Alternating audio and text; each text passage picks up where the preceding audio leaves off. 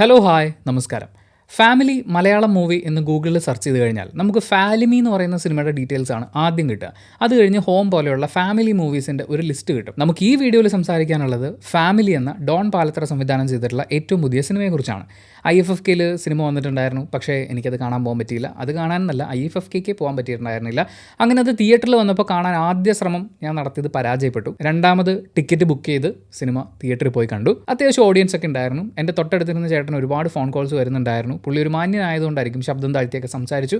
Second half തുടങ്ങിയപ്പോഴേക്കും പുള്ളി seat മാറിയിരുന്നു. കാരണം ഫസ്റ്റ് ഹാഫിൻ്റെ ഇടയ്ക്ക് ഞാൻ ഫോണിൻ്റെ ബ്രൈറ്റ്നസ് ഒന്ന് കുറച്ച് നോക്കുമെന്ന് ചോദിച്ചതിന് ശേഷം പുള്ളി ഫോണൊക്കെ ഇങ്ങനെ ചരിച്ച് പിടിച്ചാൽ ഉപയോഗിച്ച് പല സിറ്റുവേഷൻസ് ഉണ്ടാവും. നമുക്ക് ഒഴിവാക്കാൻ പറ്റാത്ത ഫോൺ കോളുകളും കാര്യങ്ങളൊക്കെ ഉണ്ടാവും. അത് ബാക്കിയുള്ളവർക്ക് ബുദ്ധിമുട്ടാവുന്നു എന്ന് മനസ്സിലാവുമ്പോൾ അതിനനുസരിച്ച് കാര്യങ്ങൾ ഡീൽ ചെയ്യുക എന്ന് പറയുന്നത് അതെങ്കിലും ഉണ്ടല്ലോ, അതൊരു വലിയ കാര്യമാണ്. താങ്ക് യു ചേട്ടാ. വിനയ് ഫോർട്ട്, ദിവ്യപ്രഭ, നിൽജ തുടങ്ങിയൊരു വലിയ സെറ്റ് ഓഫ് ആർട്ടിസ്റ്റുകളുള്ളൊരു സിനിമയാണിത്. താരനിര എന്ന് പറയാൻ അല്ല എനിക്ക് തോന്നുന്നത്, നല്ല കുറേ ആർട്ടിസ്റ്റുകളുള്ളൊരു സിനിമ.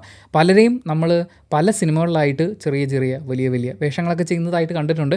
എല്ലാവരും നന്നായി പെർഫോം ചെയ്തിട്ടുള്ള, അതുകൊണ്ടാണ് ഞാൻ നല്ല ആർട്ടിസ്റ്റുകളുടെ ഒരു നീണ്ട നേരെയുള്ള സിനിമ എന്ന് പറയുന്നത്.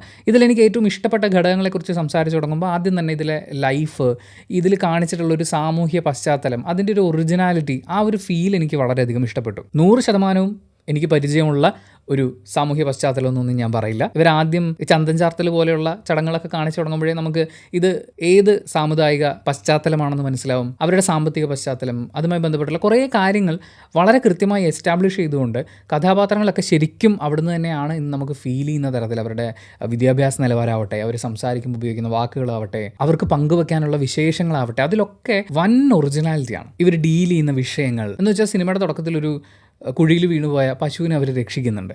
ആ സീക്വൻസ് തുടങ്ങി തീരുമ്പോൾ തന്നെ നമുക്ക് ഇവരുടെയൊക്കെ കുറേ കാര്യങ്ങൾ അവരുടെ സംസാരത്തിലാണെങ്കിലും അവരുടെ രീതികളിലാണെങ്കിലും ഒക്കെ നമുക്ക് കാണാൻ പറ്റും. ആൻഡ് അതിലൂടെ അവർ ക്യാരക്ടേഴ്സിനെ എസ്റ്റാബ്ലിഷ് ചെയ്യുന്നുണ്ട്. എസ്പെഷ്യലി വിനയ് ഫോർട്ട് അവതരിപ്പിക്കുന്ന കഥാപാത്രത്തിന് അയാൾ ഇട്ടിരിക്കുന്ന ആട്ടിൻതോല് എത്രത്തോളം ആളുകൾ വിശ്വസിച്ചിട്ടുണ്ടെന്നുള്ളതും നമുക്ക് കാണിച്ചു തരുന്നുണ്ട്.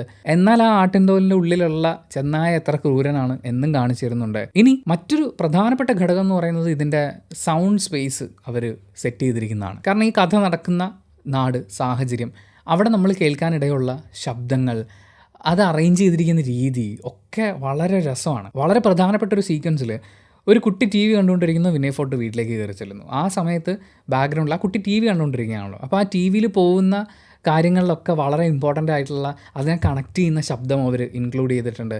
ഒരു ബാക്ക്ഗ്രൗണ്ട് സ്കോർ ഇട്ട് നിറയ്ക്കുന്നതിനേക്കാൾ ആംബിയൻസ് കൊണ്ട് ക്രിയേറ്റ് ചെയ്യുന്ന ഒരു ഫീൽ ഉണ്ടല്ലോ. ഭയമാണെങ്കിലും അമ്പരപ്പാണെങ്കിലും നമുക്ക് വളരെ ദേഷ്യം തോന്നുന്ന ചില മൊമെൻറ്റുകൾ എന്ന് വെച്ചാൽ നമുക്ക് റിലേറ്റ് ചെയ്യാൻ പറ്റുന്ന കുറേ സീക്വൻസുകളുണ്ട്. ആസ് എ പ്രേക്ഷകൻ അല്ലെങ്കിൽ ആസ് എ ഹ്യൂമൻ ബീങ് എനിക്ക് റിലേറ്റ് ചെയ്യാൻ പറ്റിയ കുറേ സീക്വൻസുകളുണ്ട്.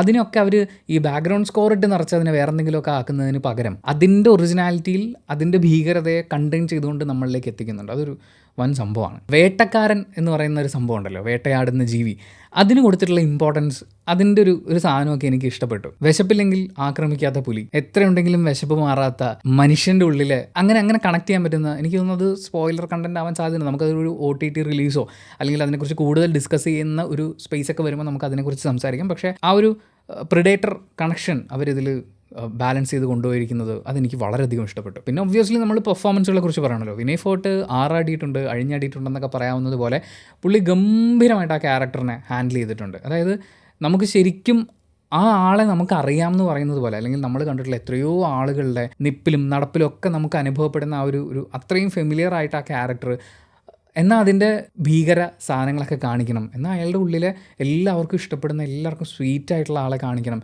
അതിനെ ഇയാൾ അടിപൊളിയായിട്ട് ചെയ്തിട്ടുണ്ട്. ദിവ്യപ്രഭ, ആ ആർട്ടിസ്റ്റ് ഇതിനു മുമ്പ് ചെയ്തിട്ടുള്ള കഥാപാത്രങ്ങളുടെ ഒന്നും ഒരു ഷെയ്ഡും ഇല്ലാതെ വേറൊരാൾ, അതും ശരിക്കും ആ നാട്ടിൻപുറത്ത് ആ വീട്ടിലെ ഗർഭിണിയായിട്ടുള്ളൊരു ചേച്ചി, കറക്റ്റാണ്. മാത്യുവിനെ സംബന്ധിച്ച് ചെറിയൊരു വേഷമാണ്, പക്ഷേ പുള്ളി അത് രസമായിട്ട് ചെയ്തിട്ടുണ്ട്. അതുപോലെ ഇതിൽ ഒരു പെൺകുട്ടിയുണ്ട്, ഒന്നല്ല കുട്ടികളും മുതിർന്നവരും അടക്കം ഒരുപാട് ആളുകളുണ്ട്. ഇതിൽ വയസ്സായിട്ടുള്ള അപ്പന്മാരുണ്ട്. ഓരോ അപ്പന്മാരും വളരെ ഡിഫറെൻ്റ് ആണ്.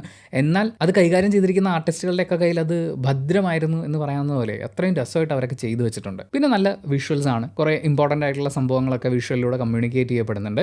പക്ഷേ എനിക്കിതിനകത്ത് നെഗറ്റീവായി ഫീൽ ചെയ്ത ഒരു കാര്യം എന്ന് പറയുന്നത്, ഒരുപാട് സമയമെടുക്കുന്നു എന്നൊരു ഫീല് ആസ് എ പ്രേക്ഷകൻ എനിക്കുണ്ടായി എന്നുള്ളതാണ്. ചില ഷോട്ടുകളൊക്കെ വെച്ചിരിക്കുന്നത്, ഇനി തിയേറ്ററിൻ്റെ കുഴപ്പമാണോ എന്നറിയില്ല, ഞാൻ എറണാകുളത്ത് PVRൽ സ്ക്രീൻ 3യിലാണ് സിനിമ കാണുന്നത്. മൊത്തം ഇരുട്ടായിരുന്നു. അതായത് രാത്രി ഇരുട്ട് കാണിക്കുന്ന സമയത്ത് നമുക്ക് എന്തെങ്കിലുമൊക്കെ ഒന്ന് വിസിബിൾ ആയിരിക്കുമല്ലോ, അല്ലെങ്കിൽ സിറ്റുവേഷൻ എന്താണെന്നുള്ളത് മനസ്സിലാവുമല്ലോ. ഇത് ഫുൾ ഇരുട്ടായിട്ടുള്ളൊരു സ്ഥലത്ത് നമ്മളൊരു മെഴുകുതിരി കൊണ്ട് ചെന്നാൽ എന്ത് കാണാൻ പറ്റുമോ അത് കാണുന്നു എന്നുള്ള രീതിയിൽ എനിക്ക് അത്രയും ബ്രൈറ്റ്നസ് വളരെ കുറവായിട്ട് തോന്നി. അങ്ങനെ അവർ സിനിമയിൽ ചെയ്തിട്ടുള്ളതാണോ എന്നറിയില്ല. അങ്ങനെയാണെങ്കിൽ ഇതിൽ കാണിച്ചിട്ടുള്ള കുറേ ഷോട്ടുകൾ, പ്രത്യേകിച്ച് സിനിമയുടെ തുടക്കത്തിലുള്ള കുറേ ഷോട്ടുകൾ എന്തിനായിരുന്നു എന്നുള്ളത് കമ്മ്യൂണിക്കേറ്റ് ആയിട്ടില്ല. അതുകൊണ്ട് തന്നെ എനിക്കതിങ്ങനെ ഇട്ടിട്ട് വലിപ്പിച്ച് കൊണ്ടുപോകുന്നതിൽ തോന്നി. പക്ഷേ വിനയ് ഫോർട്ടിൻ്റെ ഒരു ക്യാരക്ടർ എസ്റ്റാബ്ലിഷ്മെൻറ്റ് കഴിഞ്ഞതിന് ശേഷം സിനിമയിൽ ഞാൻ ഓണായിരുന്നു. എങ്കിലും ഈ പറഞ്ഞ ഷോട്ടുകൾ അതുണ്ടാക്കുന്ന ഒരു ഉറക്കം വരുന്ന പോലത്തെ അങ്ങനത്തെ ഒരു ഫീൽ ഉണ്ടല്ലോ, അതുണ്ടായിരുന്നു. പിന്നെ നമ്മുടെ നാട്ടിൽ കുറേ വിശ്വാസങ്ങളൊക്കെ ഉണ്ടല്ലോ. ഗ്രാമപ്രദേശങ്ങൾ എന്ന് പറഞ്ഞാൽ നന്മയാണ് ഒഴുകിക്കൊണ്ടിരിക്കുന്നത്. പുഴയിൽ നമ്മൾ വെള്ളം ഇങ്ങനെ കോരിയ കുറച്ച് നന്മയായിരിക്കും കിട്ടുക എന്ന് പറയുന്നത് പോലത്തെ കുറേ കൺസെപ്റ്റുകളുണ്ടല്ലോ. അതിനെയൊക്കെ ചോദ്യം ചെയ്യുന്ന തരത്തിൽ. പിന്നെ നാട്ടിൽ എല്ലാവർക്കും ഉപകാരികളായിട്ടുള്ള കുറേ നന്മകുമാരന്മാരുണ്ടാവും.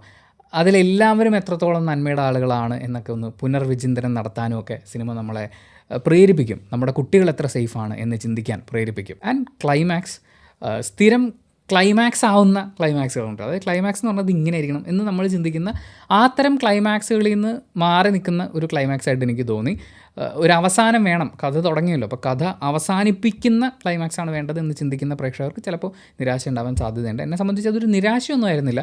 പക്ഷേ ഒരു സഡൻ ബ്രേക്ക് ഇട്ട് നിർത്തുമ്പോൾ നമ്മൾ കാറിൽ ഇങ്ങനെ ഫ്രണ്ടിലേക്ക് ആഞ്ഞിട്ടൊന്ന് നിൽക്കുമല്ലോ, ആ ഒരു ചാട്ടം ഫീൽ ചെയ്തു. പക്ഷേ ഓവറോൾ എന്നിൽ പ്രേക്ഷകൻ അങ്ങനെ നിരാശയൊന്നും തോന്നിയിട്ടില്ല. പക്ഷേ ഒരു തിയേറ്ററിക്കൽ മസ്റ്റ് വാച്ച് എന്ന് പറയുന്ന ഒരു ഫീൽ ജനറേറ്റ് ചെയ്യാനും സിനിമയ്ക്ക് പറ്റിയിട്ടില്ല. അല്ലെങ്കിൽ ഇതെല്ലാവരും പോയി കാണൂ എന്ന് പറയാൻ തോന്നിപ്പിക്കുന്ന ഒരു സിനിമയല്ല. പക്ഷേ ഇതെൻ്റെ മാത്രം അഭിപ്രായമാണ്. ചിലപ്പോൾ നിങ്ങളുടെ അഭിപ്രായം നേരെ തിരിച്ചായിരിക്കും.